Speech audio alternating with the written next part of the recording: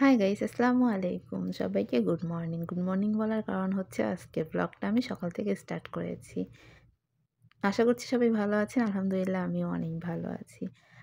আজ সৌদি আরবে আমার আসার ২২ দিন চলছে। ২২ দিনের মধ্যে একদিনও আমি এখন অবধি সকালের নাস্তা বাসায় তৈরি করিনি। কিনে খাওয়া হয়েছে, কিন্তু দুপুরবেলা রান্না করেছি।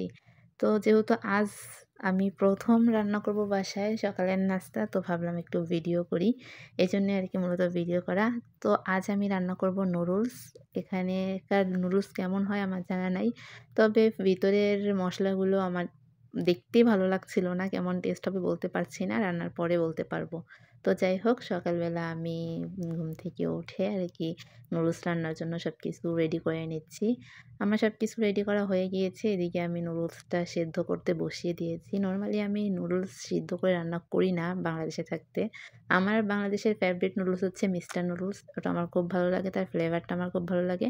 এজন্য আমি করতাম না সেদ্ধ করে। কিন্তু এখানে এসে সেদ্ধ করে করলাম, কারণ জানি না কেমন হবে। এখানকার নুডলস একটু আলাদা মনে হলো।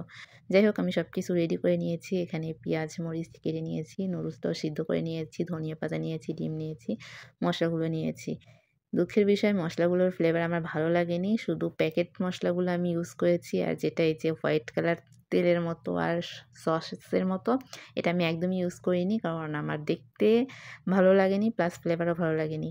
তো অলমোস্ট সবকিছু রেডি করে নিয়ে আমার এই তো এদিকে নুডলস রান্না অলরেডি হয়ে গিয়েছে। আর এদিকে আমি ডিম সিদ্ধ বসিয়ে দিয়েছি। তো আজকে আমাদের সকালের নাস্তা হবে নুডলস আর ডিম। তো এখানে আমি এই যে মসলাগুলো পরে দেখলাম যে ফ্লেভার খুবই খারাপ, তাই আমি ফেলে দিয়েছি। অবশেষে খেতে বসেছি। যেহেতু হাসব্যান্ড আগেই খেয়ে চলে গিয়েছে, তো ওরটা আমি শুট নিতে পারিনি। যখন আমি খেতে বসেছি তখন আমি ভাবলাম যে একটু ভিডিও করি আর আপনাদের সাথে শেয়ার করি। তো গাইস, ফার্স্ট আমার সকালের নাস্তার রেসিপি আজকে কেমন হয়েছে অবশ্যই কমেন্ট করে জানাবেন। আজ এই পর্যন্তই। আল্লাহ হাফেজ।